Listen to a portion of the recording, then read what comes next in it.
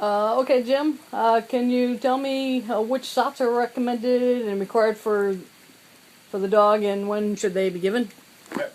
I'm actually in between what I want to say for what I believe in giving shots. In the state of Massachusetts, the only things that is required is a rabies vaccination.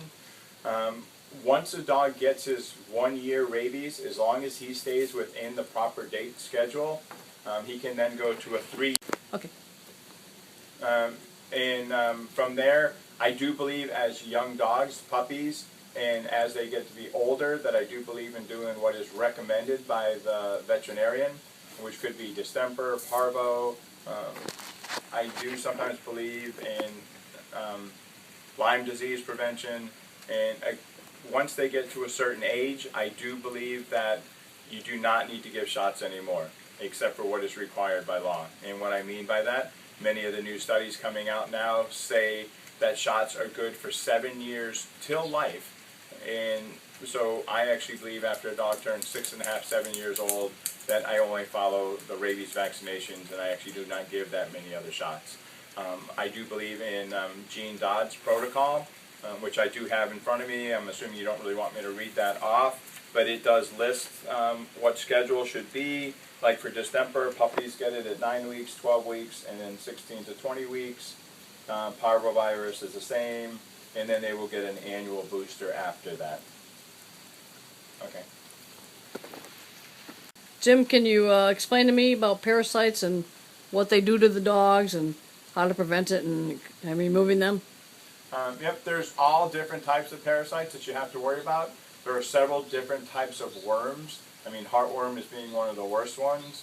There's hookworm, there's tapeworm, and some of those come just from dogs eating something. Some of them actually can be from walking around, and some worms can actually get in through the skin.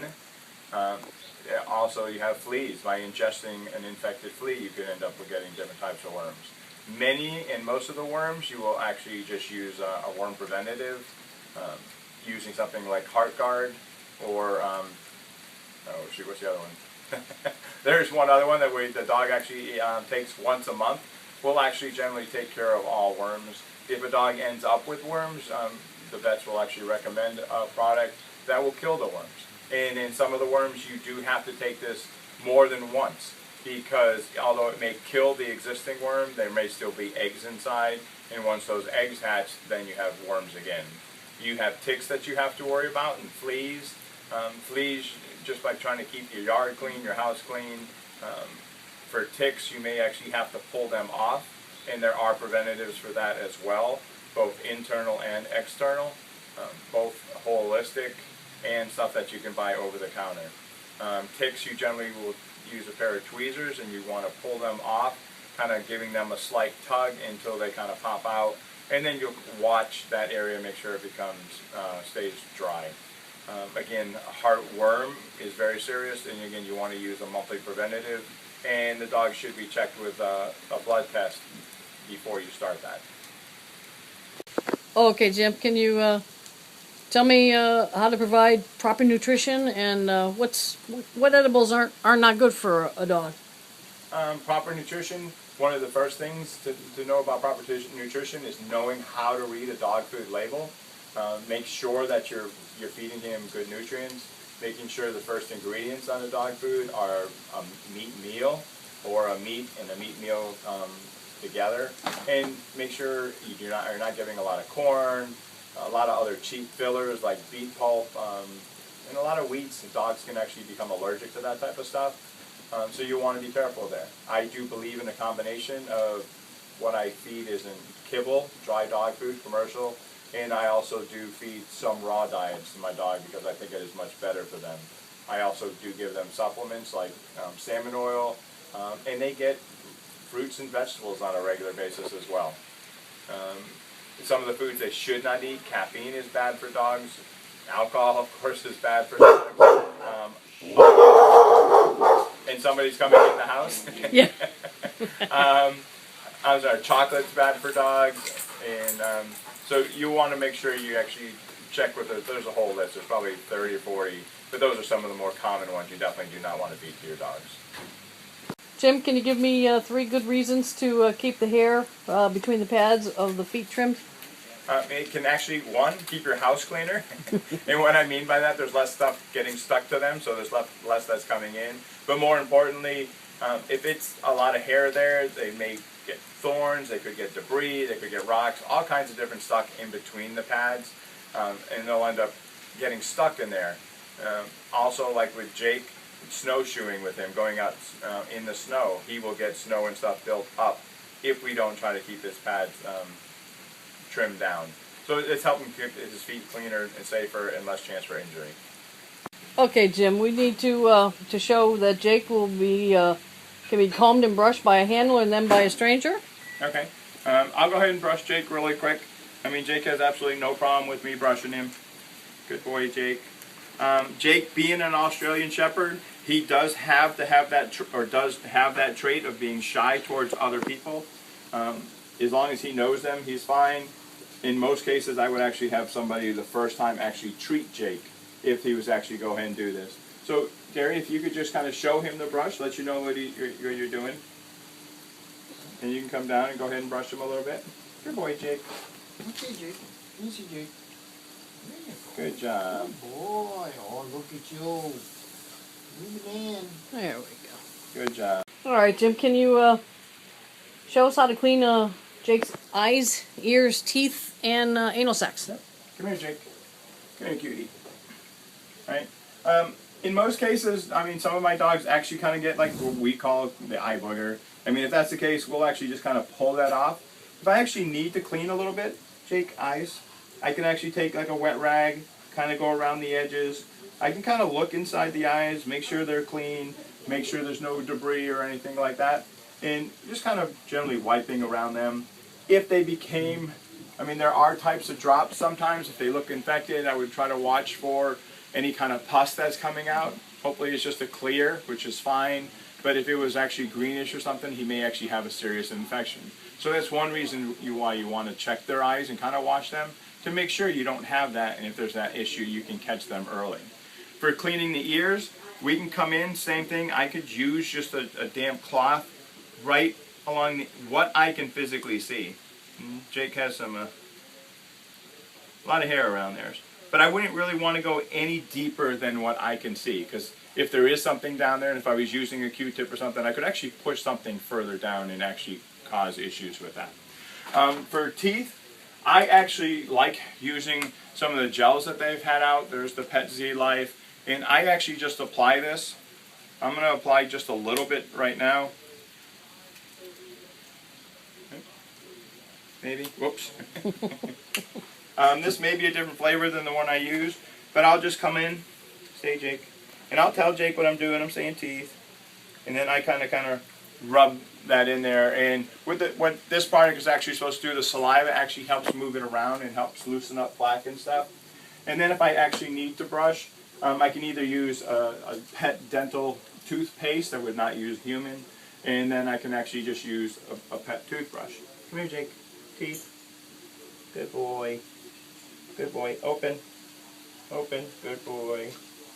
Good job.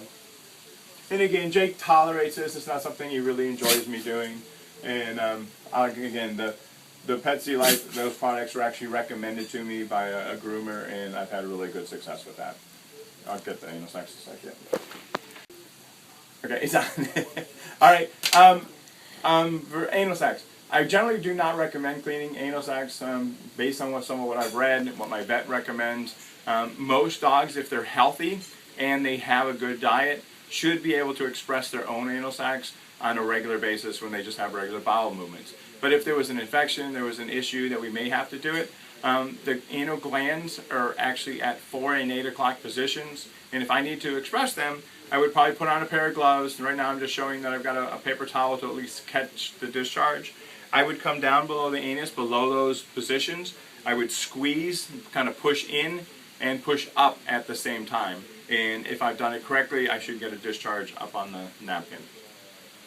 Hey, Jim, can you show us how to clip, file, and dremel Jake's toenails? Yep. Normally we do this at home. My wife and I do this together, but for filming purposes, I'm just going to do it. One of the things I want to look for is I'm going to look at their nails. when I'm doing this, I try to look, does the nail look like it's healthy? Does it look cracked or damaged?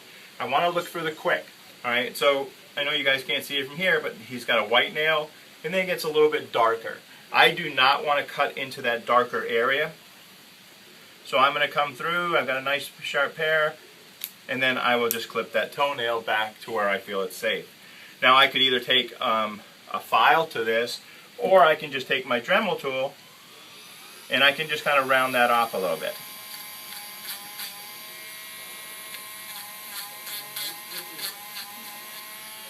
Good job, Jake. Good boy.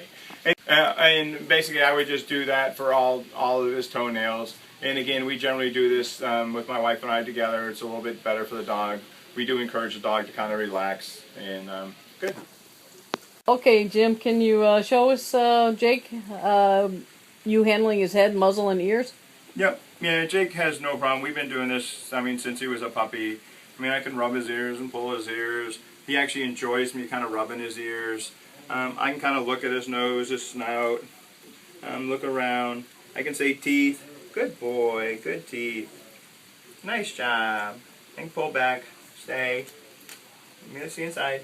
Good boy. I mean, that's the one thing he really does. He tolerates it, but doesn't really like me opening his mouth, but I can open it up and look inside. Okay, Jim, which grooming tools are best for Jake, and how do you use them? There's a lot of different grooming tools out there, and we use the majority of them because our dogs have different type of hairstyles. Jake is a very thick dog, has a double coat.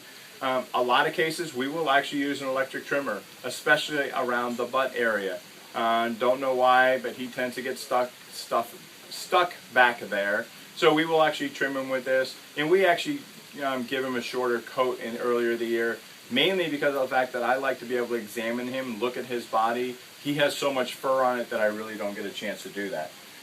There are different types of scissors that we can use. These are actually multi-teeth, so they're actually more of a thinning versus a straight cut type of scissors.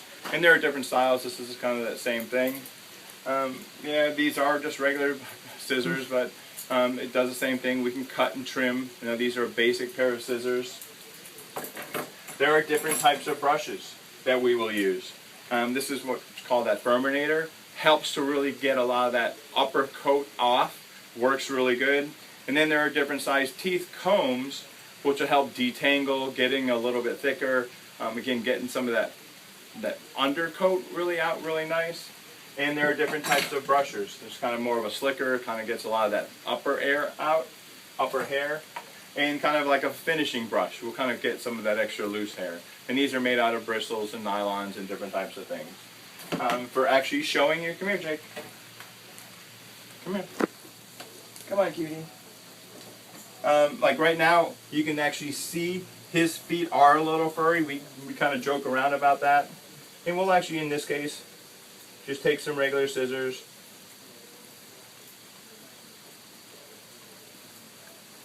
And we kind of clean those out. And again, we'll actually come down here. He's got a little bit extra fur down here. And we'll clean up those pads.